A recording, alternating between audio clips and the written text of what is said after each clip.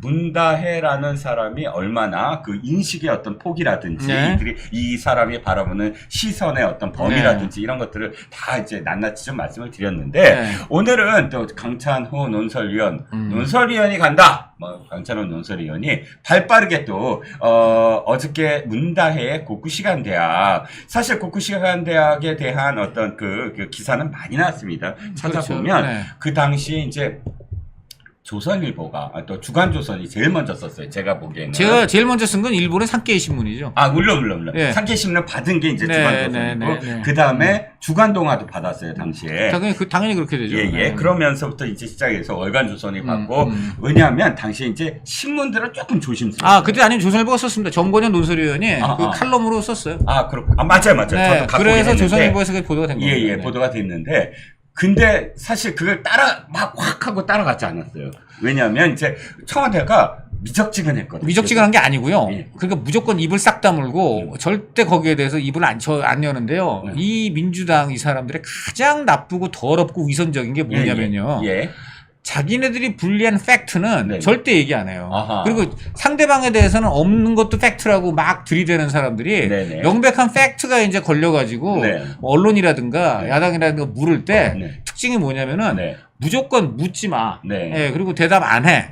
이런 걸로 가요. 대단히 아주 그 민주당스러운 전략인데 저는 기자로서 이런 거 하도 많이 당해봐가지고 뭐 저는 뭐 그 속을 빤히 압니다. 그런데 이제 그때 이른바 이 고쿠시간 때 유학 논란 이거에 대한 그 문의 침묵. 정말 우리 한용우님의 님의 침묵을 정말 깨는 정말 최장기 그 침묵에 아주 대답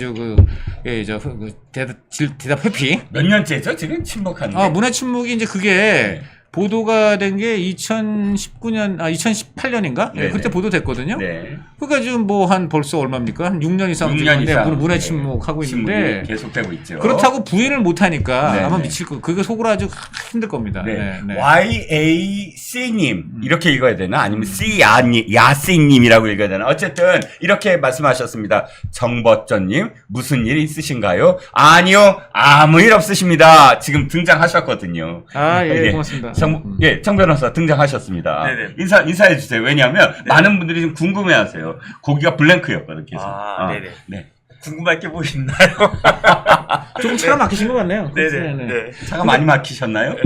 목요일이니까 목요일은 또 한잔 하는 날. 그러니까 한잔해서 지금 드신 건 아니고. 그건 아니고. 그러니까 차가 좀 막히셨나 그러니까 봅니다. 이렇게 그냥 간단하게 상식적으로 답변을 하시면 되는 일들을 꼭 안 하는 사람들이 있어요. 맞아요. 너무나 합리적인 의심이 가서 물어보는데 정말 골 때리고 희한하게 대답을 회피하거나 상식적으로 도저히 이치에 닿지 않는 답변이랍시고 하는 그런 사람들이 있습니다. 바로 그겁니다. 오늘 그 강찬호 위원이 강찬호의 시선으로 하나 쓰셨잖아요. 그렇습니다. 그 내용입니다. 자, 우리가 정법전하고 저하고 어저께까지 사실 몇 번 언급은 했어요. 문다혜가 고쿠시간 대학 나왔다. 그런데 청와대는 확인할 수 없다. 아니요, 다릅니다. 이걸 아셔야 돼요. 확인이 그러니까 지금 이제 새로 오늘 나온 얘기는 이거죠. 청와대가 구체적으로 어떻게 여기에 대해서 답변을 회피했는가. 이거를 제가 오늘 처음 소개를 드린 겁니다. 그럼 이 얘기는 처음 나온 얘기죠. 그러니까 지금까지 이제 청와대나 민주당이 이 반일 대통령 딸이 일본 극우대학을 나왔다. 라는 이 쇼킹하고도 충격적인 소식에 대하여 절대 부인도 하지 않지만 그렇다고 거기에 대해서 긍정도 하지 않으면서 완전히 모른 척을 했단 말이에요. 그런데 기자들이 이제 물어본 사람들이 있겠죠. 근데 저거 물어봤습니다. 제가 물어봤더니 청와대 물어봤거든요. 당시에? 그럼요. 터졌었다는 2018년도에. 그때 이제 맨 처음에 조선일보에 그렇게 기사가 나고 그때 조선일보도 어떻게 기사가 났냐면 그냥 산케이 신문을 인용한 거예요. 산케이 신문에 이런 보도가 났는데 이 보도가 나고 지금 열흘이 흘렀는데 청와대가 아무런 여기에 대해서 반응을 안 하는 거 보니까 이게 만약 이 기사가 오보라면 지금 아마 방방 뜨면서 언론중재부터 외교 문제. 그다음에 이제 산케이, 극우신문, 정말 우리 가짜 뉴스에 아주 그냥 온상.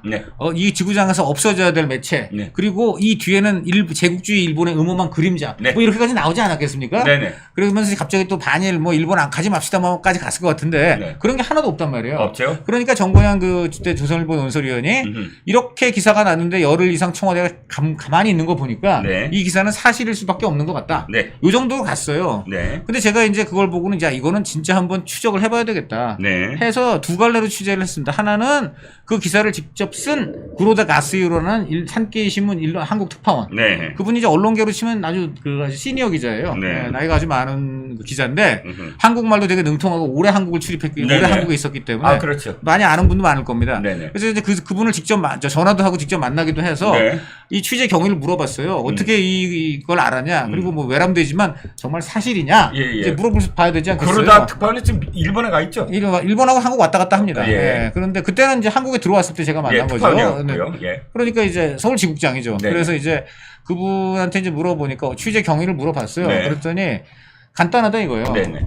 그 곳곳이간데 내 친구가 있다 이거 교수가. 예. 그런데 어느 날 그 교수가 그 지금 한국에 막 문재인이라는 사람이 대통령이 됐다고 하는데 네네. 그 사람 딸이 네. 우리 학교를 나왔다는 그런 외부에서 네. 어떤 제보성 문의가 들어왔다. 네네. 그래서 우리 학교 쪽에서 학적부를 좀 확인해 보니까 네. 실제로 있었다. 있었다. 네, 문다이가 있었다. 학과는 21세기 아시아 학과라는 과의 학생이었다. 21세기 아시아과. 네, 21세기 아시아라고 있습니다. 거기 네. 검색해 보면 거기 한국인 출신 계열 그 교수도 있고, 네. 뭐 그런 과입니다. 네. 네. 그런데 거기를 이제 졸업한 그래서 그 학적부에 있는 것이 확인되었고, 네. 그래서 대학 쪽에서는 경사다. 네. 우리 학교 졸업생 아버지 학부모가 네, 네. 한국 대통령이 됐으니까 네. 그 문다해 졸업생하고 그 문재인 학부모한테 네. 축전을 보내는 게 어떠냐 네. 하고 내부 논의까지 했대요. 아 진짜로요? 네. 어. 아 그렇지 않습니까? 어허. 아니 예를 들어 우리나라도 예, 뭐 예를 들어 뭐 서강대니 예. 서강대 옛날에 박근혜 대통령 나왔을 때 떨어졌겠잖아요. 예, 그렇죠. 우리 학교 졸업생이 대통령 됐다고. 예, 예. 그래서 막 저 서강대 플래카드도 붙이고 그러잖아요. 그렇죠, 그렇죠. 그 당연히 그 일본에서도 우리나라 옆에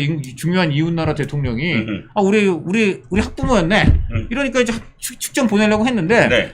일본이 약간 그런 문화가 있거든요. 어떤 자기 잘났다고 이렇게 좀 자화자찬하는 걸 꺼리는 문화가 있거든요. 아, 네네. 근데 이제 뭐 자랑하는 거잖아요. 네네. 우리 학교는 저 대통령 학부모가 있다.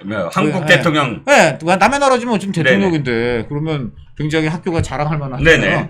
그 너무 우리가 자기 자랑 대놓고 하는 것 같아서 네. 그거는 하지 말자 해서 접긴 했지만 실제로 그 정도까지 나왔다는 거는 정말 학교 내에서 인지가 됐다는 거고. 졸업은 진짜 했대요? 아니 했으니까는 축전을 보낸 거죠. 그렇군요. 중퇴를 한 거 모르겠습니다. 중퇴를 했는지는 모르지만 네네. 어쨌든 편입을 해서 다닌 걸로 지금 얘기가 되거든요. 2학년인가 편입한 2학년이지 3학년이지 해서 네네. 최소한 2, 3학년을 다닌 것으로 네. 이렇게 나온 것이고요. 네. 그래서 제가 지금 곡부식간을 다녔다 나왔다 이런 식으로 표현을 했고 네. 그다음에 이 기자가 또 한 번을 쓴 게 아니고 두 번을 썼어요. 네네. 처음에는 네네. 그 당국 대통령 딸이 일본 대학을 나왔다라고 썼어요. 근데 다음에 또 칼럼성에다가 최근 한국 문재인 대통령이 굉장히 반일이라고 우리 일본 내에서 논란이 많은데 네. 실은 이 사람은 일가 전체가 친일이다. 네. 그 아버지라는 사람, 문재인은 스시를 되게 좋아하고 네. 부인 김정숙은 일본식 다도를 좋아하고 네네. 그리고 딸은 심지어 우리 이제 도쿠시간 대학을 나왔다. 네네. 라고 이제 완전히 약간 비아냥성으로 쓴 거예요. 어떻게 보면은. 그렇죠. 이런 사람들이 무슨 반일이냐. 네네. 알고 보니까 굉장히 친일인 사람들이다. 네네. 이렇게 쓴 거예요. 네. 그러니까 이거를 청와대가 봤다면 이게 만약 사실이 아니라면 네. 이른바 정말 방방 뜰 수밖에 없는 그렇죠, 내용이에요. 그렇죠. 근데 아무런 반응이 없었다는 거예요. 제가 네네. 정말 물어봤어요. 한국 대사관이라든가 네. 한국 외교부라든가 네.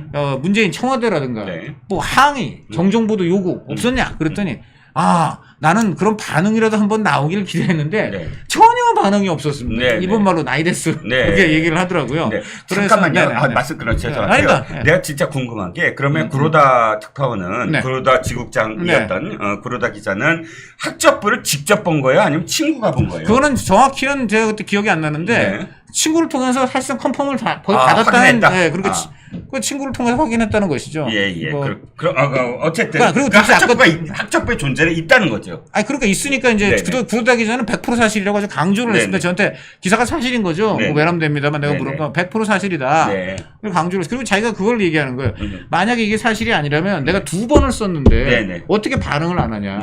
일본 대학 나왔다는 것만으로도 논란일 것이고 그다음에 곡구식간 대를 나왔다고 한 번 더 썼는데 2번 다 어떻게 이른바 한국 정부가 쌩을 깔 수가 있냐. 그렇죠. 그러니까 이거는 약간 100% 사실이다 인 것이고 그 기사 이후 계속해서 여기저기서 그 내용이 재생산됐지 않습니까? 국내 언론도 많이 나오고 지금까지 여기에 대해서 단 한 번도 항의라든가 얘기를 한 적이 없고 그러는 가운데 제가 이제 결정적으로 청와대가 여기에 대해서 어떤 입장인지를 알아봐야 되기 때문에 네네. 청와대 출입하는 후배한테 네. 물어보겠어요. 네. 그 후배니까 야 그거 저 부탁이 있는데 그 청와대 그 홍보라든가 정무 라인에다가 네.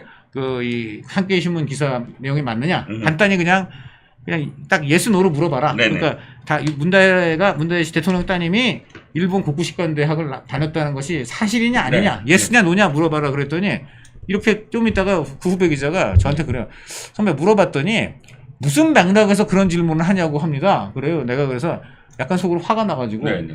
아니 지금 일본 언론에서 한국 대통령 딸이 일본 대학을 나왔다고 보도를 했는데 네네. 아니 그럼 당연히 우리 한국 언론 입장에서 그 기사가 사실인지 아닌지 그냥 물어보는 거지 네. 거기에 무슨 맥락을 따지냐 네네. 뭐 맥락을 따져서 그래 뭐 우리를 공격할 입장이라면은 답변을 안 해주고 공격이 아니고 뭐 이걸 찬양을 할 입장이면 답변해주고 뭐 이런다는 뜻이냐? 네. 그런 거 없고 네. 당연히 기본적인 의문이 나오는 사안이니까 그냥 당연히 거기에 대해서 예스 아니면 노로 대답을 하라고 해라. 네. 그냥 그랬죠. 네. 그랬더니 알겠다고 하는데 시간이 걸린답니다. 그래요. 네. 그땐 진짜 시간이 걸려요. 뭐 이 간단한 내용을 네. 진짜 한 일주일 열흘 넘게. 네. 그러다가 어느 날 기대도 안 하고 있었는데 전화가 와요. 후배가. 예. 선배 그래서 그랬더니 청와대에서 답변이 나왔습니다. 네. 뭐라 그러든 그랬더니 확인이 안 된다입니다 이거예요. 네. 그래서 확인이 안 된다라는 말을 듣는 순간 네. 저도 기자하면서 이제 이런 그 정부 쪽에서 회피성 답변하는 거. 우리 이종근 우리 대선배께서도 그런 거 많이 봤잖아요. 그렇죠. 근데 되게 이 말을 들으셨을 거예요. 확인이 안 된다는 말이 아니고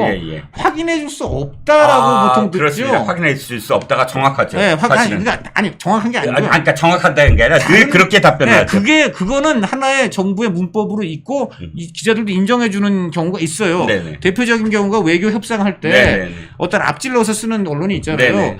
지금 한미 이번에 FTA 2차 협상 드디어 쟁점 타결 뭐 이런 식으로 기사가 났는데 네네. 우리 다른 기자들이 그거 보고 이 기사 맞냐고 하면은 정부가 아직도 협상 중입니다. 네네. 지금 저희가 확인해 줄 수 없습니다. 네네. 뭐 그렇게 하는 거거든요. 네네. 그렇지 않습니까? 그렇죠. 그거는 저희가 이해를 하잖아요. 네네. 왜냐면 네네. 아직 협상이 안 끝났는데 네네. 서둘러 보도가 나왔으니까 이제 네네. 이렇다든지 보통 그래서 외교 기밀, 국가 안보, 네. 협상 중인 어떤 사안 네. 이런 것들에서 확인해 줄 수 없다라는 답변은 있을 수가 있어요. 네. 근데 이게 국가 안보입니까? 그렇죠. 협상 중인 상황입니까? 네네. 이미 그때 10몇 년 전에 이미 이루어진 사실에 대한 여부예요. 네네. 이거 더군다나 그냥 지금 대통령 아들 문준용 씨도 건대 미대 나왔다고 청와대나 문재인 주변 사람들이 다 소개했어요. 네. 대통령 선거할 때. 네. 근데 왜 딸은 안 된다는 겁니까? 네. 그리고 그 말이 굉장히 오만방지한 거예요. 네. 그러니까 확인해 줄 수 없다라고 했다면은 이건 무슨 의미냐? 우리는 알고 있는데 확인을 해줄 수 없다는 뜻이 네. 되잖아요. 곤란하다. 그러니까는 네. 이 사람들이 요 네. 말을 만들어낸 거든. 요거에 너무너무 괘씸한데 확인해 줄 수 없다라면은 제가 바로 비판할 수가 있어요. 난처하니까 지금 보니까는 진짜 고쿠시칸대 나온 게 맞나 보다. 그러니까 이걸 확인해 줄 수 없다라고 지금 이런 식으로 아주 그냥 호도를 이런 식으로 아주 회피를 하고 있다. 이렇게 딱 쓸 수가 있잖아요. 네네. 그러니까 이렇게 안 하고 확인이 안 된다라는 말을 쓴 거예요. 이 말을 어떻게 해야 되냐면 일단 우리도 모른다. 그리고 다는지 안 다는지 우리가 확인이 지금 되지가 않고 있다. 약간 이런 식으로 한 거예요. 이게 얼마나 사실 굉장히 사악한 거죠, 이거는. 이게 무슨 얘기입니까? 묻지 말란 얘기예요. 우리가 굉장히 난처하고 이거 힘든 질문을 했기 때문에 우리가 알고 있는데 답변해 줄 수 없다라는 말도 못 해야겠다. 그냥 확인이 안 되는 거니까 넌 묻지 마. 이런 얘기입니다. 근데 제가 물은 건가요? 국민이 물은 거죠. 네네. 국민이 물은 건데 제가 대신해서 물은 것 뿐이에요. 근데 거기에 어떻게 이런 말을 합니까? 저는 그 순간 솔직히 말해서 아니 일본 딱 다닐 수도 있지. 구구대학이지만 요즘 많이 뉘우치고 21세기 아시아 학과라고 이제는 아시아 주변 이웃 나라들하고 잘 지내려는 그런 학과를 만들어서 거기 갔다. 예를 들어 이렇게 할 수도 논리를 나름대로 세울 수도 있을 텐데 그냥 아예 묻지 마. 확인이 안 돼. 라는 말을 하는 순간 제가 진짜 기자로서 머리끝까지 좀 화가 굉장히 났습니다. 그래서 제가 그걸 좀 갖고 있다가 이번에 쓴 겁니다. 그래서 두 가지죠. 제가 이번 칼럼을 통해서 우리 독자나 우리 국민 여러분께 새로 알려드린 두 가지 사실은 첫째, 그것을 확인한 기자는 정말 고쿠시칸대에 믿을 만한 확실한 소스를 통해서 확실한 그 문헌을 통한 컨펌이 된 기사라는 점.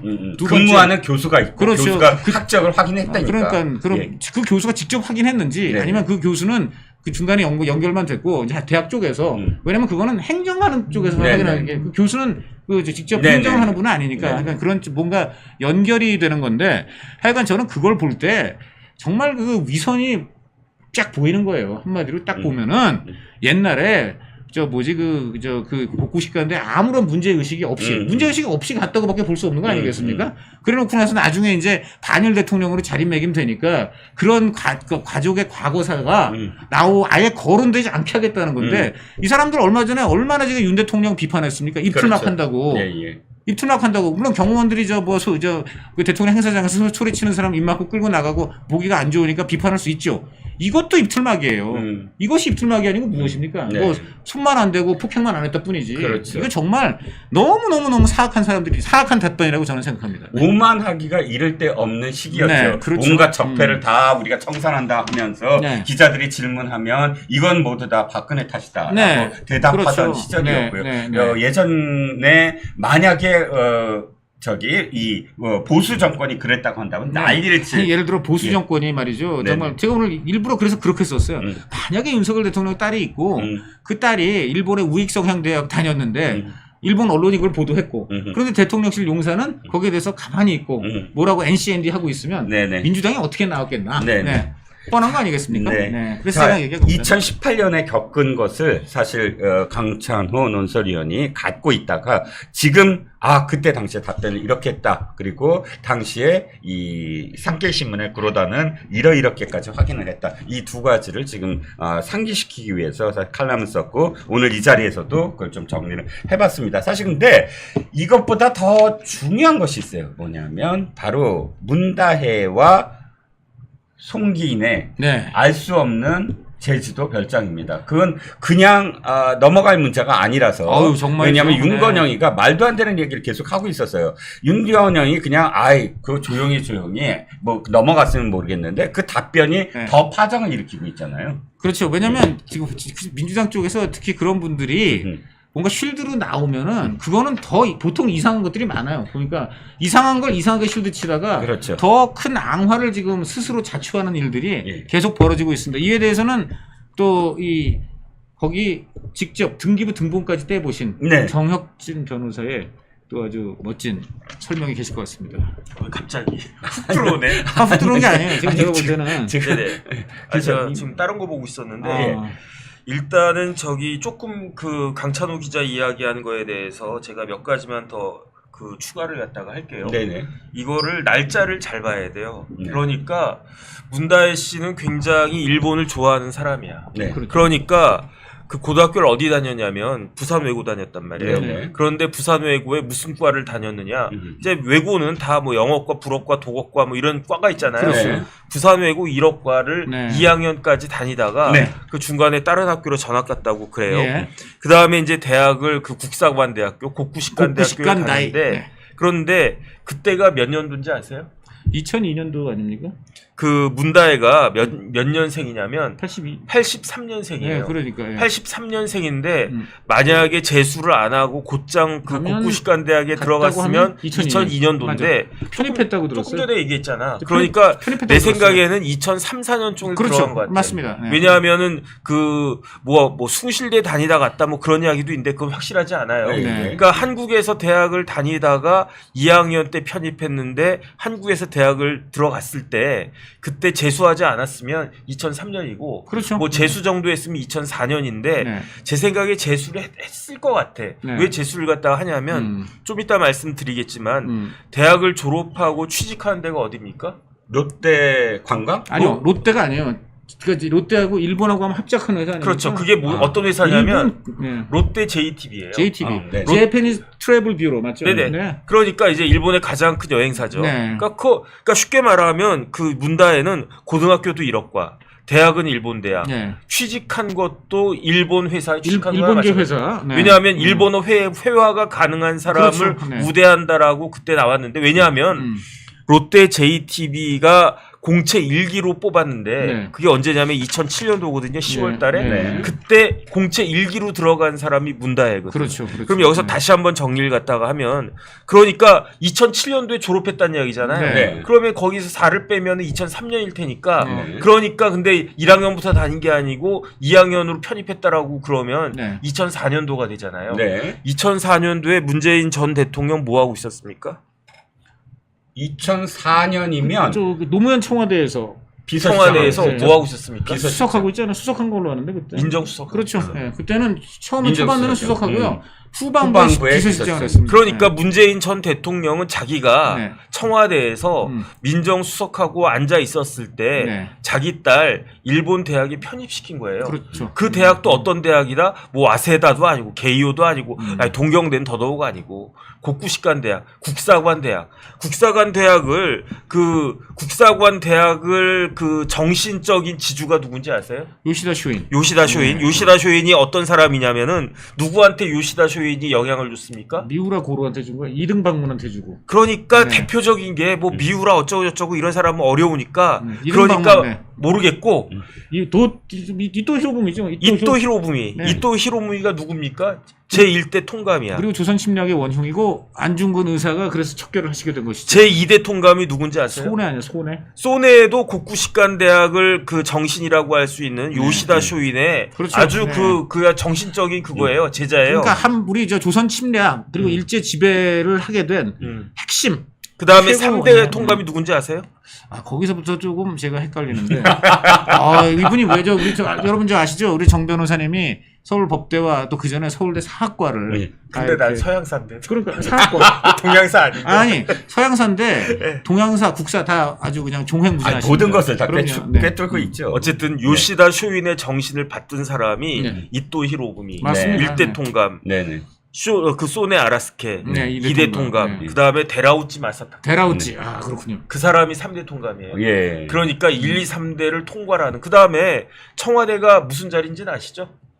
네? 청와대가 총독부 일본 뒤에? 총독부 자리였어요. 그렇죠. 옛날에는 일본 총독부가 용산에 있다가 그렇죠. 그러다가 이제 그 청와대로 옮겨간 게 그게 이제 그 총독부 자리인데 제가 고쿠시간 대학의 교과를 찾아봤어요.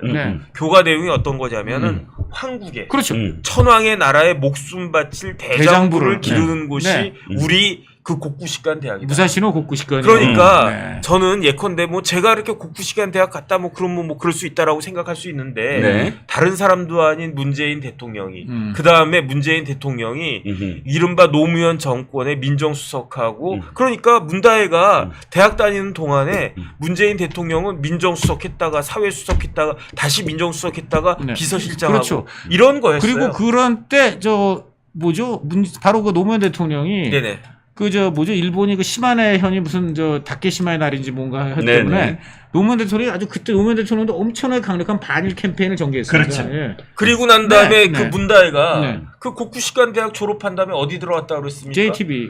롯데 JTB 들어간 거예요. 그때는 명확하게 문재인 대통령이 비서실장 할 때였다고. 그렇죠. 그러면 조국 수석이 제일 일을 갈아야 될 사람은 누구겠습니까? 자기 아이들을 갖다가 그런 대학에 보내고 그 다음에 일본 여행사에 취직을 시켰어. 야 이거는 진짜 뼛속까지 친일파 아니겠습니까? 뼛속까지. 그리고 죽창을 휘둘러야 되겠네. 죽창 맨날 휘두르잖아 그분. 그것까지 휘두르면 안 되고.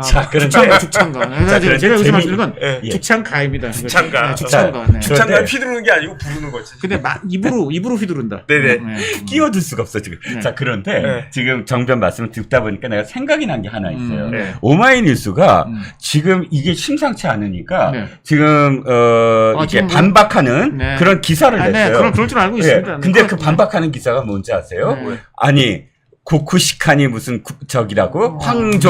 황국 신민이라고? 라는 그런 식의 제목을 달고 그 안에 내용을 보면 요시다 쇼인을 빨아줘요. 요시다 쇼인이 근대화의 기수이지. 아니 원래 그래요 그 사람. 그 밑에 무슨 누가 제자 이 요시다 쇼인을 이토 히로부미가 거기 나왔다고 그래서 무슨 이걸 친일 대학이냐? 아니다. 요시다 쇼인이 얼마나 정말 존경받을 만한 인물이냐. 그거 죄송한데 제가 조금만 끼어들면요. 그거 오늘 나온 건가요? 아니요. 이거 그게 그게 언제 됐어요. 나왔냐면요. 이 사람들 너무너무 저는 그거 보기에는 웃었는데 그때 청와대가 긍정을 안 했어요. 네네. 그러니까 어쨌든 청와대 차원에서는 확인이 안 되고 있는 거예요. 네네. 그래서 우리 한국 언론도 그거 쓸 때 그 문다혜가 곡구시켰는데 나왔다 이렇게 안 쓰고 문다혜가 곡구시켰는데 나왔다고 일본 언론이 보도했다라고 쓰지 그러는 단계였어요. 근데 그 상황에서 그 오마이뉴스인가 뭐 하는 거기서 갑자기 그런 보도가 난 거.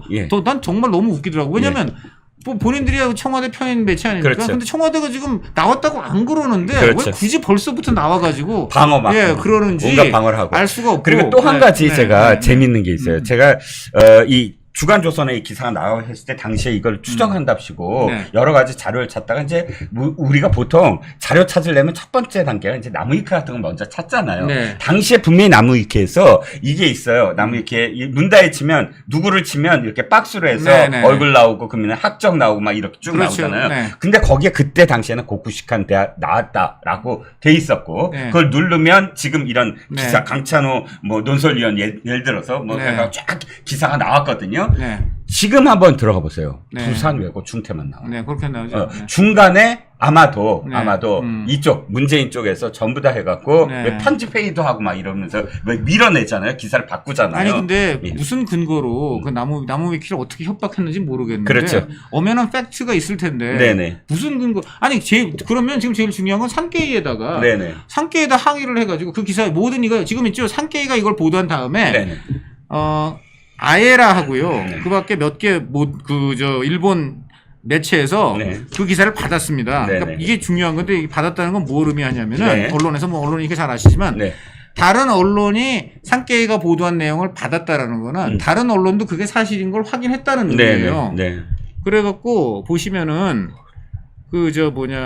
몇 군데에서 그게 다 나와요. 그러니까 이런 거가 단지 산케이만의 보도는 아니라는 것이고. 그렇죠. 저도 하나 갖고 오면 2019년도에 고단샤 있죠. 그렇죠. 강단사, 강담사. 그러니까 출판사인데 고담샤가 발간하는 잡지예요. 프라이데이가 이거를 지금 받습니다. 받으면서 이 추가를 해요. 문재인 대통령이 일본을 좋아하는 거. 그래갖고 2018년 9월에 한국 야당이 문재인의 경비를 조사를 했는데 일본 음식점의 이용 빈도예요. 스시집만 473회에서 632만 원, 즉 6천만 원을 지출한 적이 있다.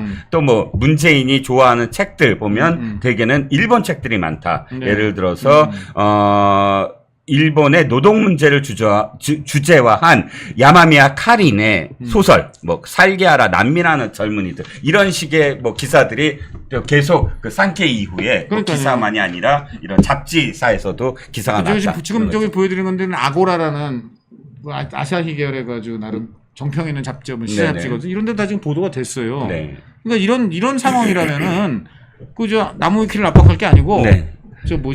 당장 산케이 그게 사실이 아니라는 얘기인데 그럼 지금 그럼 문다혜 학력이 지금 중졸이네? 중졸이죠. 그렇죠. 중졸이었던 얘기네. 그런데 그게 말이 안 되는 게 롯데 JTBC에 취직했다고 그랬잖아. 그럼 대졸 사원이잖아. 그럼 대학을 졸업했다는 이야기예요. 그런데 그거를 지금 손으로 하늘을 가리고 있는 거죠. 그러니까 그 롯데 JTBC에 입사해가지고 거기 다니다가 결혼을 2010년도에 하잖아요. 그러니까 그때까지 다녔다라고 하는 거는 명백한 팩트니까 대학을 졸업하지 않은 게 아니라고요. 그렇죠. 면역력이 왜 중요한지 말 안 해도 다들 아시죠? 저는 몇 년째 환신을 꾸준히 먹고 있는데 면역력만큼은 걱정 안 합니다. 요즘 같은 시대 튼튼한 면역력에 건강까지 쑥쑥 지금부터라도 환신 꼭 챙겨 드세요. 드셔본 분들만 그 진가를 느낄 수 있다니까요. 이제 면역력은 환신에 맡기고 건강하고 즐거운 인생 누리자고요. 요즘 부쩍 면역력이 걱정이세요? 면역력을 팍팍 튼튼하게 챙기고 싶으세요? 부담 없이 전화해서 지금 바로 상담 받아보세요. 지금까지 검찰이 불러서 조진다라고 하면서 민주당이 그렇게 얘기했는데 검찰이 꾀를 내가지고 검찰청 포토라인에 세우는 것이 아니고 문재인을 남부지방법원 법원 포토라인에 세운다라고 하는데 이게 도대체 뭡니까? 네, 지금 이제 문재인 전 대통령을 지금 특혜 채용 의혹 수사 그 전 사위죠. 진짜 그렇죠. 전 사위인가요? 그러니까 네. 지금 항상 저는 이거 볼 때마다 전 사위인지 현 사위인데 전 사위인 척을 하는 건지 이것부터가 좀 사실은 의심스러워요. 진짜 가장 이혼이냐 뭐 이런 얘기인 거죠. 그렇습니다. 예. 네. 근데 이 수사와 관련해서 공판 전에 증인 신문 절차를 앞두고 문 전 대통령이 나와줄 것을 요청한 거죠. 법원이. 네. 그게 제가 법조인이어서 간단히 얘기한다고 하면은 지금 민주당은 검찰이 또 검찰청 포트라인에 세워가지고 문재인한테 욕보이게 하느냐 이런 주장을 하고 있는데 검찰이 아니고 법원으로 오라고 했다는 거. 네, 법원에서 세웠습니다. 네, 검찰 아닙니다. 예. 네, 오늘 지금 그 동아일보 단독 기사로 나왔는데 한번 좀 소개시켜 주실 수도 있겠습니까? 여기 보면은 법원이 문재인 전 대통령의 전 사위죠. 그렇죠. 전자가 두 번 들어가네. 전 사위. 네. 네. 특혜 채용 의혹, 쉽게 말하면 뇌물죄 수사와 관련해 가지고 공판 전 증인 신문 절차를 앞두고 문 전 대통령에게 통지서를 보냈다. 법원이 보낸 거예요. 검찰이 보낸 거 아니야. 네, 맞습니다. 야, 네. 검찰 머리 좋아요. 그러면 저쪽에서 전략을 노출할 수도 있을 것 같은데. 네. 그래서 지금 오늘 그 동아일보 보도에 따르면은 서울 남부지법은 피의자 신문인 문 전 대통령과 조현옥 전 대통령 인사수석비서관, 이상직 전 의원, 박석호 타이이스타젯 대표에게 다가오는 9일 서울 남부지법이 진행하는 공판 전 증인신문 기일 통지서를 발송했다. 형사소송법에 따라 피의자의 방어권을 보장하기 위해서 증인신문에 참여할 수 있도록 하는 조치다. 피의자가 출석할 의무는 없다. 근데 이렇게 왜 했느냐? 이 전주지검에서 그 당시 청와대 행정관으로 근무했던 A씨, 그러니까 그 실질적으로 지금 현재의 조국당 당직자로 있으면서 이상직을 채용하고 하는 거 관련된 실무를 담당했던 사람을 피의자로 해가지고 불렀는데 가가지고는 모르쇠 했다는 거 아니에요. 모르쇠. 그러니까 이제 법원을 통해 가지고 검찰이 증인 신문을 하기 위해서 불렀다 이런 거 아닙니까? 맞죠. 이게 사실은 지금 그 고발된 거는 4년 됐는데 수사가 본격적으로 이루어진 건 1년뿐이 안 됐죠. 1년뿐이 안 됐고 여기에 제가 알기로는 지금 참고인 등으로 20명 정도가 소환이 되는데 죄다 묵비권 행사했어요. 조국도 묵비권 행사했죠. 그렇죠. 그러니까 계속 묵비권을 행사하니까 지금 민주당은 수십 명의 사람들을 부르면서 조사한다라고 하는데 묵비권을 계속 행사하니까 다른 사람들 계속 부르는 거죠. 그러니까 합리적인 수사인 거죠. 그리고 이제 문재인에게 피고인의 신분으로 여기에 대해서 피의자의 방어권을 보장하기 위해서 증인신문 절차에 참여할 권한을 주는데 이거 참 참석하기도 못하고 안 하기도 못한 상황인 것 같아요. 네.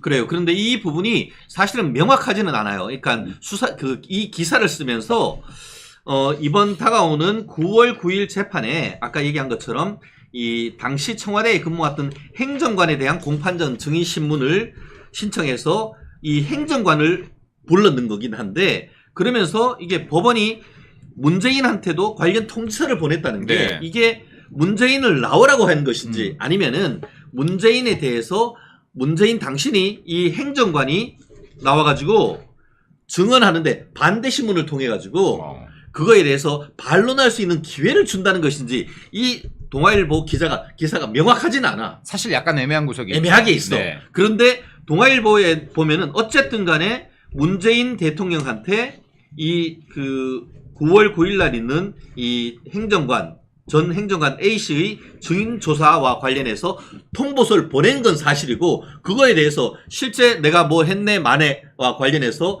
반대 신문을 하고 하려고 하면은 문재인이 와서 묻거나 문재인의 변호사가 와서 반대 신문을 해야 되는 거잖아요. 그쵸. 근데 어쨌든 동아일보 기사가 좀 더 정확하게 딱 해야 되는데 그래도 나름 뭐 특종이니까. 특종이야. 근데 지금 내용이 네. 문재인을 증인신문으로 지금 불렀는 건지 아니면은 행정관을 불렀는데 문재인에게 반대 신문을 할 기회를 주기 위해서 불렀는지 그 내용은 명확하진 않아요. 근데 반대 신문 하기 위해서라도 오면은 서울 남부지방법원에 포토라인에 설 수밖에 없는 상황이 네. 돼버린 거예요. 네. 우리 변호사님이시라면은 나올 것 같은지. 나오겠어요. 하기는 뭐 잊혀지기를 바란다라고 했는데 잊혀지지 않기를 그렇게 지금 강구를 하는 거 보면은 나 여기 있어 하면서 나올 가능성도 있지 않을까요? 안 잊혀져요. 관종이에요. 완전 지금 본인의 다큐멘터리를 뻔뻔하게 제작하죠. 네네. 본인의 자서전 뻔뻔하게 쓰죠. 그러니까 이게 안 잊혀지고 싶어서 안 달란 사람인데요. 뭐. 그럼 네. 반대 신문 하려고 하면 그리고 이 지난 총선에서 지금 전국을 누비고 그렇지. 네. 네. 역대 대통령 중에서 보지 못했던 행동을 네. 다 하고 있는데 네. 잊혀지기 죽어도 싫다. 지가 오바마인 네. 줄 알아. 그렇습니다. 어쨌든 문재인 전 대통령에게 법원에 공판전 증인신문 관련되는 통지서를 보낸 것은 팩트입니다. 맞습니다. 근데 거기에서 반대 신문을 하기 위해서 나오면은 서울 남부지방법원 목동에 있는 법원에 포토라인에 설 수밖에 없는 그런 상황이 된 거 아닙니까? 맞습니다. 야, 이거. 그런데 또 한번 좀 묻고 싶은 게 문재인의 딸 문다혜 씨 본인이 어제 가만히 안 있겠다 뭐 이러면서 우리는 경제 공동체가 아니고 운명 공동체다 뭐 이런 글을 페이스북에 썼다고요? 모질라요. 사람이 생각이 없어요. 예. 이게 사실 한두 번만 생각했으면 이런 글은 절대 안 쓰죠. 네. 그러니까 본인이 화가 나니까 어허. 화난 대로 썼다. 어허. 예를 들어서 이게 얼마나 바보 같은 소리입니까? 우린 경제 공동체 아니에요. 운명 공동체예요. 그렇지. 경제 공동체 아니에요 했으면 이 뒤에 논리적으로 맞으려면요. 우리는 부모 자식 간의 연을 끊었어요가 나와야 돼요. 근데 경제 공동체 아니에요. 우리는 운명 공동체요라고 하면 운명 공동체의 하위 개념이 경제 공동체 아니겠습니까? 그렇지. 우리는 경제 공동체일 뿐만 아니라 우리는 흥망성쇠를 모두 같이 하는 운명 공동체입니다. 이거 마치 인정한 거랑 똑같아요. 말 자체가. 그리고 어떻게 이러한 부끄러운 상황 속에서 가만히 있지 않겠습니다. 겸손하지 않겠다. 이런 거를 씁니까? 최소한 전직 대통령의 딸이라고 하면요. 대통령의 가족으로서 이런 불미스러운 일로 검찰 수사를 받게 되고 국민들의 심려를 끼쳐드리게 돼서 송구합니다가 먼저 나와야죠. 그렇죠. 사과가 먼저 나와야죠. 이게 기본적으로 인간이라면 당연히 먼저 해야 될 말이 나온 것이 아니라 이걸 어떻게든 간에 여론으로 끌고 가려는 작태뿐이 보이지 않고 있다. 이것은 결국에는 인성의 문제이고 그리고 지금 상황 파악도 제대로 하지 못하고 있다라고 네네. 보여줘야지 맞는 것이죠. 네. 그렇죠.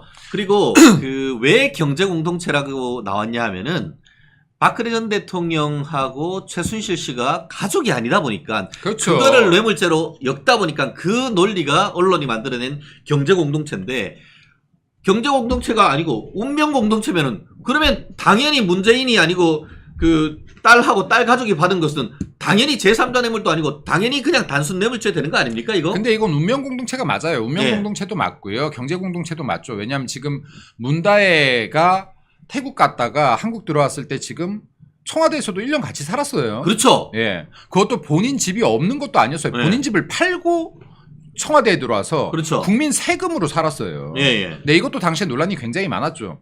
그리고 지금 문다혜 씨 직업이 뭐였습니까? 직업이 도대체 뭐죠? 요가 강사였어요. 예. 자, 이거는요, 문재인 대통령이 인도 방문 시의 발언을 통해서 알게 된 겁니다. 국민들께서. 우리 딸도 요가 강사를 하고 있어요라고 했어요. 이게 이슈가 되니까 문다혜 씨가 뭐라고 했냐면, 코로나 때문에 실질적으로 일 안 하고 있다라고 했어요. 수입 없다라고 본인 입으로 얘기했잖아요. 일 안 하고 있다라고. 그럼 그 기간 동안에 뭘로 살았어요? 네, 그럼 경제 공동체에 맞다라는 합리적인 추정이 있는 것이고 본인 말로 우리는 경제 공동체를 넘어 운명 공동체라고 한 거 아닙니까 지금? 그러니까 지금 이게 김다혜 씨가 이 문다혜 씨가 참 생각이 없는 사람이라는 정황들은 여러 곳에서 나와요. 문재인 대통령 당시 이 사람 정의당에 가입했었어요. 맞다. 맞습니다. 맞고요. 네. 네. 문재인 대통령 아버지가 대통령인데 정의당에 가입해서 정의당 대표하고 영화 관람 같이 하고 그랬어요. 당시에 정의당에서도 문다혜가 정의당에 가입한지 몰랐다 그랬어요. 문다혜가 이 사람, 그 문다혜인 줄 몰랐는 거겠네. 예, 이 사람이 예. 무슨 생각이 있어서 무슨 생각이 담긴 글을 쓰겠습니까? 예. 그러니까 이 사람의 이 페이스북 글 하나하나 가지고 사실은 이슈를 만들고 있는데 언론인들이 이거는 이슈를 만든다라고 하면 이걸 해석할 게 아니라 그냥 생각 없구나. 예. 생각 없는 사람이구나. 라고 간단 명료하게 이야기해야 된다. 그렇습니다. 결국 이것은 문다혜의 자충수 오히려 뇌물죄와 관련된 자백하는 것이 아닌가 이런 그럼요. 비판이 있는 거 아닙니까? 그럼요.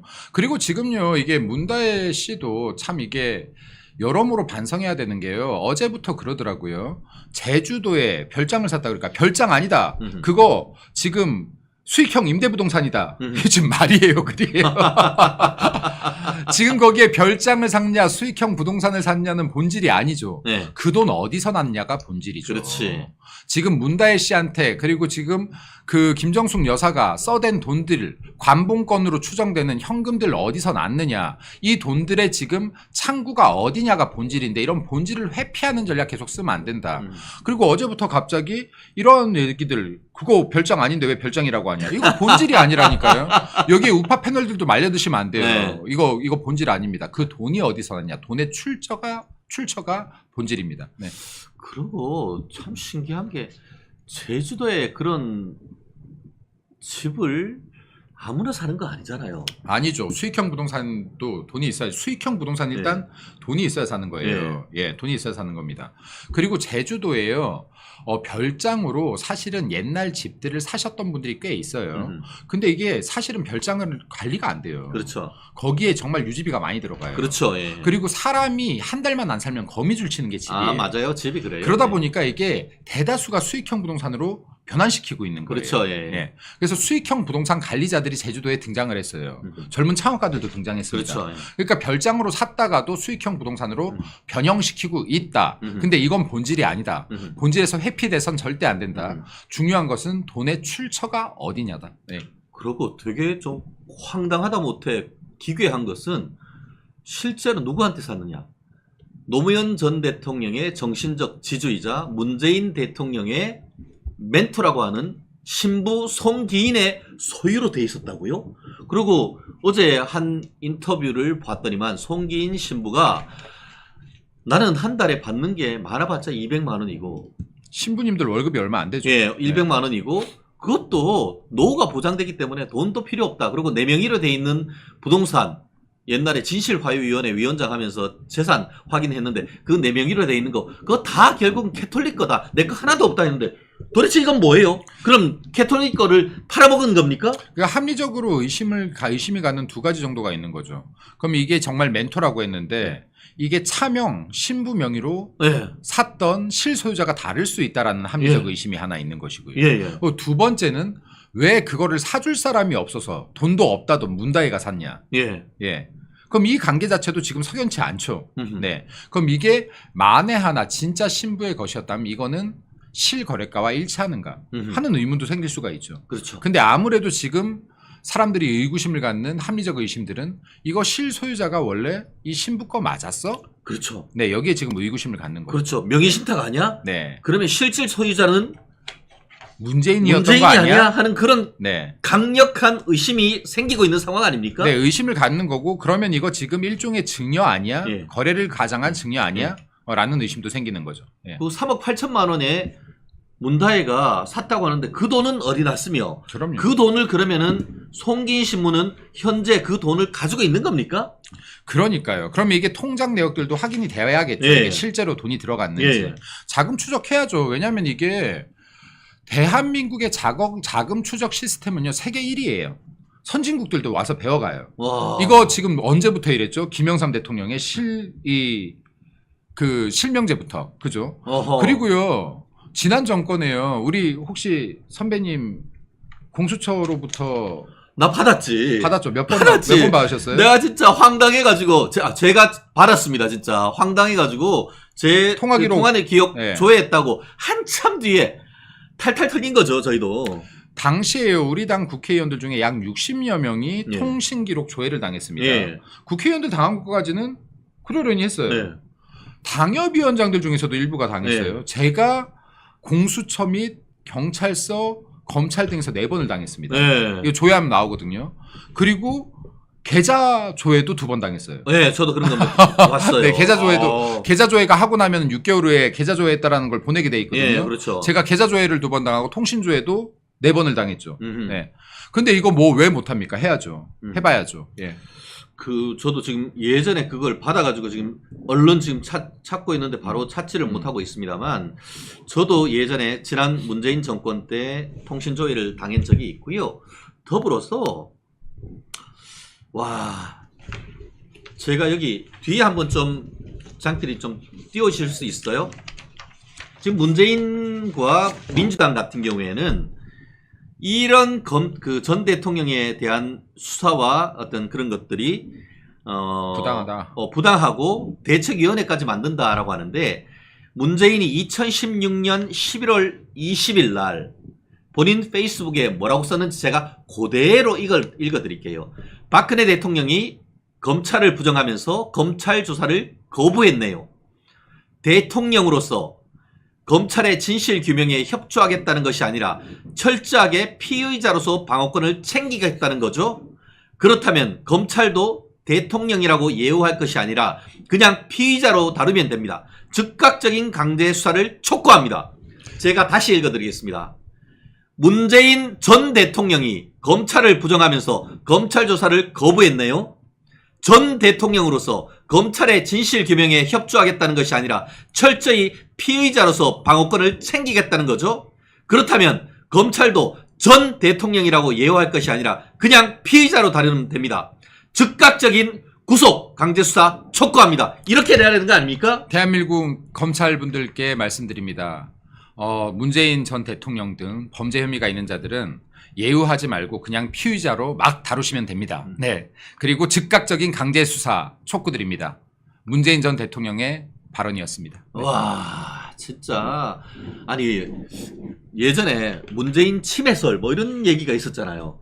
이게 한 4년, 한 8년 전에 본인이 페이스북에 썼던 기억인데 그 사이에 기억을 못하는 겁니까? 제가 봤을 때 이 사람이요, 저도 침해설이 돌 때 진짠가 했는데 네. 아닌 것 같아요. 네. 선택적 기억과 선택적 망각을 하는 사람. 죄송합니다. 예, 그러니까 나한테 유리한 것은 끝까지 기억하고 네. 기억을 조작하고 네. 내가 불리한 것은 네. 잊은 척하고. 네. 네. 그러니까 이게 사악한 사람들이에요. 예. 이게 만약에 진짜로 병 때문에 그렇다. 예. 기억을 못하면 병 때문에 그렇다 그러면 우리가 그래도 이해해줘야 되지 않겠습니까? 예. 근데 이 사람은 단지 선택적 기억과 망각을 하는 사람이다. 예. 네. 지금 이 정도면 제가 봤을 때 김민수 대변인이 현재 국민의힘 대변인이었다고 하면은 이 사안에 대해서 다른 거 할 거 없이 문재인의 2016년 11월 22일 페이스북 글을 그대로 해가지고 난리 났죠. 예, 딱 해가지고 그냥 그 성명으로 보냈을 것 같은데 어떻습니까? 네. 오늘 아침 방송에서도 이거 읽어줬습니다. 아, 그래요? 역시. TV조선에서 네. 문재인 전 대통령이 이렇게 말했습니다. 네. 라고 하고 읽어줬어요. 제가 어젯밤에 이거 네, 맞아요. 그냥 올려드렸는데 역시. 아니, 최고예요. 그러니까 이게 사실은 이런 일이 터질 때 패널들이든 대변인들이든 우리 당을 변호하기 위해서는 공부해야 돼요.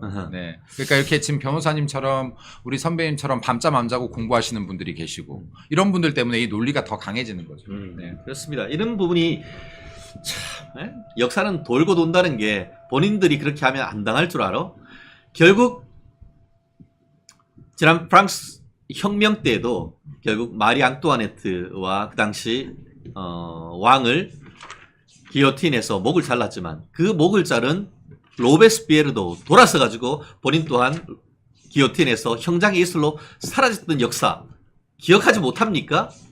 그래놓고 본인들은 그 역사의 부메랑을 피하려고 하십니까? 어이가 없습니다. 그래놓고 또 엊그제 또 민주당 같은 경우에는 문다잇이 압수수색하면서 아이패드 압수수색했다고 했는 걸 밝혔는데 그거 완전 가짜뉴스 공장 아닙니까? 오히려 정유라 씨 같은 경우에는 애들 하나하나 장난감까지 쑥대밭 만들어놨다고 정유라 씨 본인 페이스북에 그와 같은 어떻게 보면 울분을 토하는 글을 올렸던데 이런 극단적 대비, 극단적 내로남불 어떻게 봐야 되는 겁니까? 그러니까 이게 지금 내로남불 제가 지금 뭐 하나 찾으려다가 지금 못 찾았는데 예. 이재명 당대표도 전에 이런 말을 했어요. 2018년도에. 이 적폐 수사라고 하면서 지금 우리 당에 많은 정치인들을 탈탈 털었을 때 이런 발언을 했습니다. 범죄자들을 잡아들이고 사회정의를 구현하는 것이 적폐 수사고 검찰 탄압이라면 매일이라도 해야지요. 라는 말을 했어요. 혐의가 있는 자들이라면 지금 본인들 혐의가 있다라고 하면 매일이라도 해야죠. 이게 정치보복이라면 매일이라도 해야 된다고 하겠습니다. 이런 게 정치보복이라면 정말로 본인들이 줬던 말을 그대로 돌려받으면 된다라는 말씀도 드리고 싶고 본인들이 어떻게 했는지 보십시오. 문재인 대통령이 대통령 되고 나서 세상 어떤 천지에 1호 국정과제가 적폐청산이란 말입니까? 그 적폐 정말로 있다면 청산해야죠. 얼마나 정치 보복성 성격을 띠고 수많은 사람들, 1000명이 넘는 사람들을 조사하고 100여 명이 넘는 사람들에게 실형을 떨어뜨리고 그리고 유죄 판결을 내고 이 가정이 얼마나 혹독했으면 5명이나 자기 스스로 목숨을 끊겠습니까? 이러한 가정들을 본인들이 저질렀던 건 모두 다 있고 지금 자기들이 잘못한 것에 대한 진짜 잘못한 것에 대한 수사가 이루어지는데도 이 수사는 합당한 것이 아니다. 잘못된 것이다. 조작 수사다. 이렇게 뻔뻔하게 주장하는 것은 정말로 민주당이 양심이 없는 것이다. 내로남불을 넘어서 양심도 인격도 없는 것이다라고 생각됩니다. 네. 양심도 인격도 없다. 야, 정확한 것 같습니다. 양심이 있으면 그렇게 얘기 못하죠. 그럼요. 지금 좀 전에 얘기한 것처럼 문재인 대통령이 이와 같은 글을 올렸을 뿐만 아니고 당시에 이재명이도 똑같은 소리를 했어요. 똑같은 소리를 했어요. 네. 네. 오라를 바라라 이렇게 했어요 진짜. 당시에 정치보복이 이런 거라면 매일 해도 된다라고 했어요. 맞아. 정치보복이라는 적폐청산이 정치보복이라면 매일 해도 된다 이렇게 했죠. 그래서 지금 이재명 대표는 정치보복이라는 단어를 쓸 자격이 없습니다. 네. 그러니까 이재명 대표도 정치보복 운운하지 말고 본인이 가지고 있는 숱한 혐의들, 범죄 혐의들 당당하게 그리고 검찰에 적극적으로 협조하면서 수사받고 재판받기 바랍니다. 그렇습니다. 정말. 근데 이제 봤더니만 지금까지는 지난 총선을 겪으면서 민주당이 이재명의 민주당으로 되면서 비명횡사, 친명횡재에서 사실상 내부적으로 아주 극단적인 줄서기로 이루어졌었는데 최근에 봤더니만 문재인이가 이재명이도 이걸 그 문재인에 대한 수사에 대해서 막 비판을 하면서 그걸 이 사건 수사 문재인에 대한 수사 문재인 뇌물 수사를 상대로 해가지고 지들끼리 이렇게 뭐 같이 대책위원을 하면서 으쌰으쌰 이렇게 같이 단결하는 그런 모습을 보이는 것 같은데 이것도 어떻게 봐야 되는 겁니까? 전 약간 두 가지 측면에서 봐요. 하나는 이재명 대표는 문재인 조사까지 카바쳐줄 마음이 없다. 사실은. 역시 날카롭네. 네. 카바쳐줄 마음도 없고 여력도 없다. 네. 지금 밤에 누우면 내 수사가 어떻게 될지 내 재판 결과가 어떻게 나올지 걱정하기도 바쁜데 그렇네. 지금 내가 별로 좋아하지도 않는 문재인 대통령 걱정까지 언제 하냐. 아하. 근데 마음은 없는데 여기에서 내가 가만히 있으면 욕먹게 생겼으니 아하. 문재인 전 대통령 보호 안 하냐 욕먹을 것 같으니 일단 하는 척이라도 해놓고 아하. 머릿속은 온통 자기 판결뿐이 없다. 그렇네. 네, 이게 하나의 팩트고요. 두 번째는 범죄자들의 연대. 네. 그렇네. 네. 왜냐면요 이게 옛날에도요 나쁜 짓 같이 하면은 의리가 공범의식, 두터워져요. 공범의식이 있어요. 근데 비록 같은 짓은 아니지만 각자 나쁜 짓을 했지만 야 내가 만약에 문재인 전 대통령 보호 안 해주면 그래도 한 명이라도 백지장도 맞들어야 나은데 문빠들이 나 보호 안 해주는데 도움 안 주면 어떡하지 하는 걱정? 결국엔 자기 걱정이다. 1번이든 2번이든 다 자기 걱정이다. 실제로는 문재인 전 대통령이 어떻게 되든 이재명 당대표 입장에서는 전혀 관심도 없고 걱정도 안 된다. 네, 이게 팩트죠. 네. 그리고 사실은 본인의 사법 리스크만 없다면요. 문재인 대통령 들어가서 이 친문 세력들 다 사라지고 자기가 100% 장악하고 싶을 거예요. 싹 쓸어내고 싶은 거지. 싹 쓸어내고 싶을 거예요. 그러니까 뭐 자기 손으로라도 집어넣고 싶을 거예요. 그렇구나. 대책위원회 만드네 뭐네 하는 거는 다 쇼죠. 내가 대책위원회 만든다고 진짜 대책 세우는 줄 아냐 이거네요. 그러니까 이재명 당대표는 이때까지 본인이 계속 그랬잖아요. 내가 이런 줄 알았더니 이렇다고 했더니 이런 줄 알았냐라고 하잖아요. 본인 말이 대다수가 입만 열면 숨 쉬는 것도 못 믿는 사람이에요. 와. 네. 그러니까 믿을 말 없죠. 그러니까 이재명 당대표가 문재인 전 대표를 걱정한다라고 하면 걱정하지 않구나라고 생각하면 되죠. 네. 그렇네요. 야, 참 결국 친명, 친문 다 서로 사법 리스크가 상존해 있는 이런 상태에서 똑같은 놈들이 누가 먼저 깜빵 가느냐 이거네요. 그리고 이런 걸로 또 서로 내기하고 있는 거 아닌지 몰라요. 또 민주당이 또 내기 좋아하는 사람들 많잖아요. 누가 먼저 가나.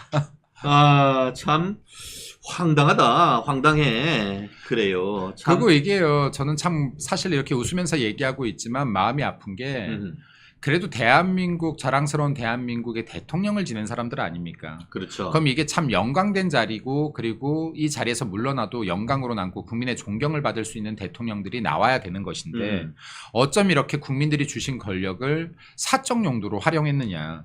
그리고 이게 만에 하나 아직 다 판결이 난 것은 아니지만 정말 감봉권이 왔다 갔다 거린 것이 정말로 대통령 영부인의 옷을 사기 위함이고 딸의 생활비를 주기 위함이라고 하면 이거 얼마나 부끄럽고 치졸한 범죄입니까?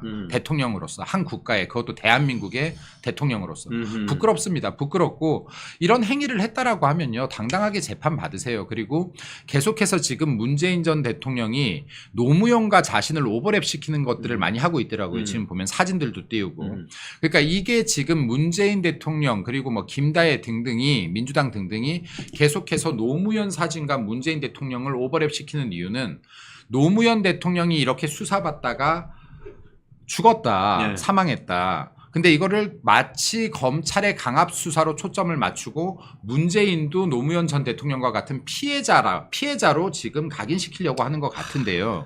하나만 명확하게 말씀드리고 싶어요. 노무현 대통령의 죽음 너무나 안타깝지만요. 그렇다라고 해서 죄가 없는 거 아닙니다. 네, 죄가 없는 거 아니에요.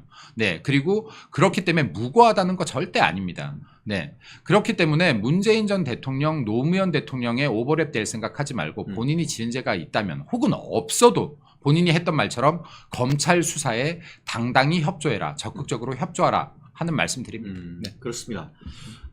노무현 전 대통령 봉이바위에서 안타깝게 그렇게 그 삶을 마감했고 그렇게 되니까 결국 그때 받고 있던 뇌물 수수와 관련된 의혹도 공소권 없음으로 종결됐죠. 사실 실질적으로 받은 것은 노무현 대통령 전 대통령의 따님이시죠. 박연차한테 돈 받고 그 돈으로 뉴욕의 엠파이어 스테이트 빌딩이 보이는 뉴저지에 고급 주택을 샀었죠. 그리고 실제로 노무현 전 대통령이 사망한 이후에 뇌물죄에 대해서는 더 이상 검찰이 문제 삼지를 않았어요. 사실 문제 삼으려고 하면 뇌물 수배의 공범으로 해야죠. 그런데 단순히 뭘로 했냐. 그렇다고 완전히 면책은 할 수 없었기 때문에 해외로 외화를 불법 반출했다는 외국환 거래법 위반으로 해가지고 유죄 확정 판결을 받았습니다.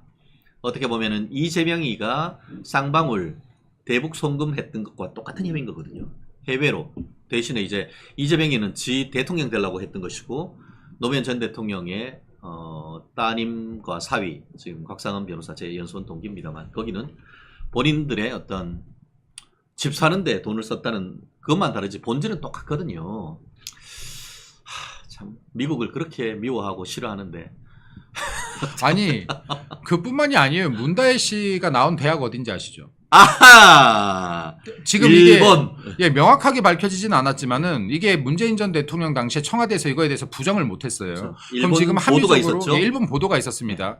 근데 그 일본 대학이요 완전 극우 세력들이 만든 대학이에요. 고쿠시엔인가 뭐 하여튼 뭐 저도 일본 말을 몰라서. 그리고 대학의 과 기가 우길기를 써요. 아하. 그런 대학 다녔다라고 네. 일본 보도에서 나왔어요. 그렇죠. 근데 산케인가? 예. 청와대에서 이거를 반박을 하지 못했죠. 네네. 그러니까 이게 지금 민주당 사람들이요.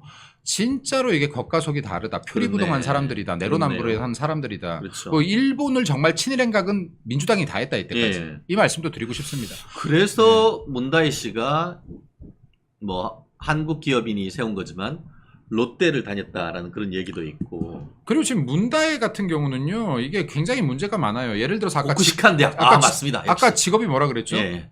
직업이 요가 강사였다고 했지 않습니까? 예.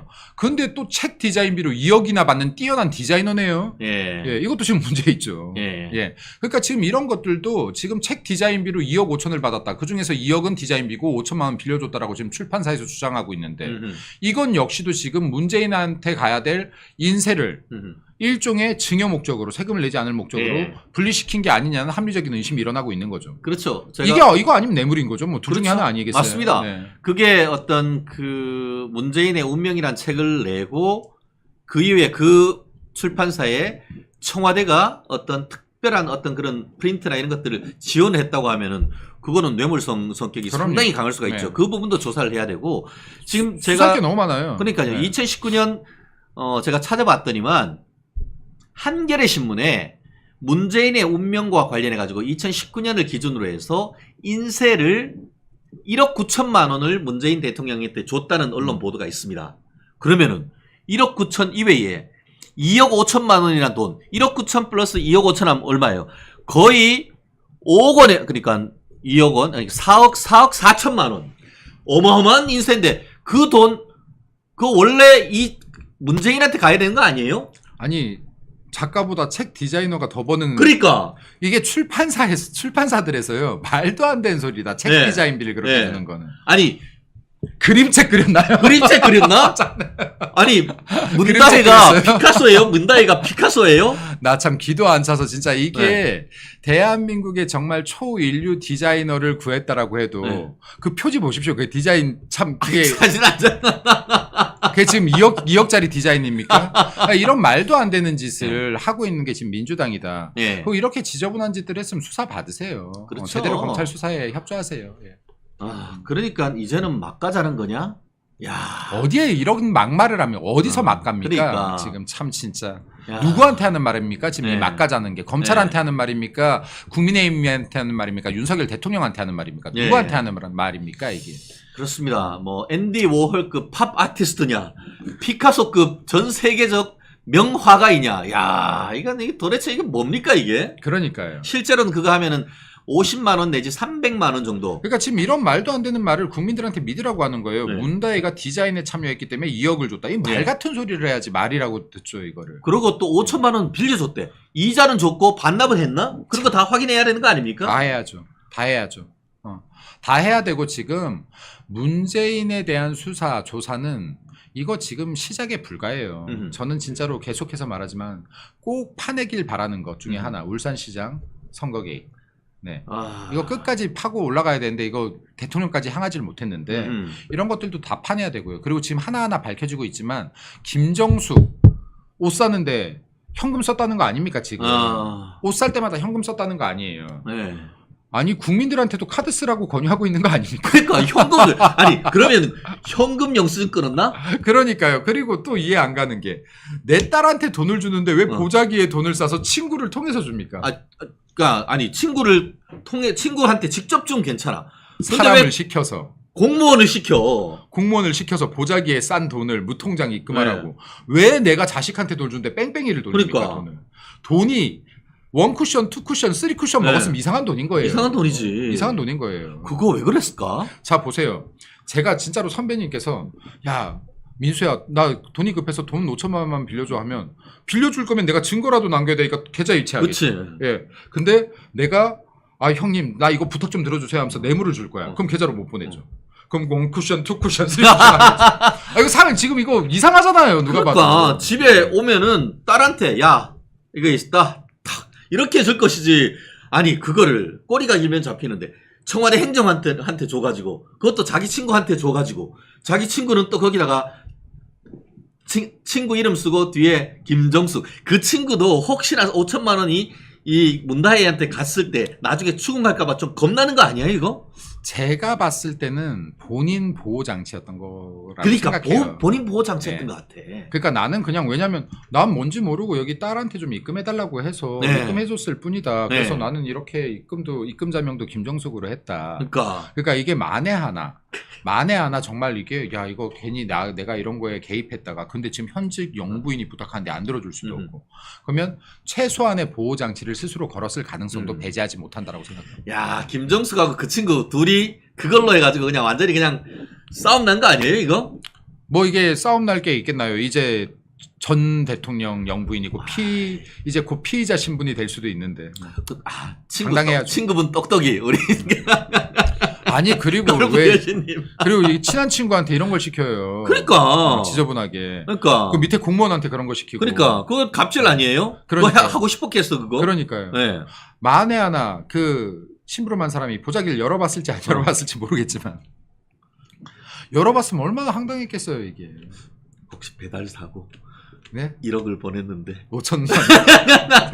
아무튼 정말 상상력을 자극하는 뭐 저는 저희가 농담으로 했습니다만 아니 근데요 네. 이게 지금 우린 이렇게 농담이고 가정으로 하잖아요. 민주당이었으면요 이거요 다 확정형이에요. 그러니까 예. 만약에 우리 당에서 이런 거 터졌으면 민주당은 다 확정해. 지금 여기 없는 이야기까지 만들어요 100%. 제가 그 변호사잖아요. 저희가 실무 경험을 좀 얘기를 해볼게요. 이건 돈을 이렇게 주는데 뇌물 줄 때 가끔씩 2,999만 원을 뇌물로 주는 케이스가 있어요. 왜죠? 왠지 아세요? 그게 3천만 원 되는 순간 적용 법률이 형법상 뇌물이 아니고 특가법상 뇌물로 올라가. 그래서 걸렸을 때에 내가 10,000원 빼가지고 특가법이 아니고 형법상 뇌물로 하려고 대단한데. 그렇게 주는 그 정도로 치밀하다고 이게. 대단한데. 대단하죠. 약간 코미디 같은데 코미디가 보다 더 코미디 같은 게 현실입니다.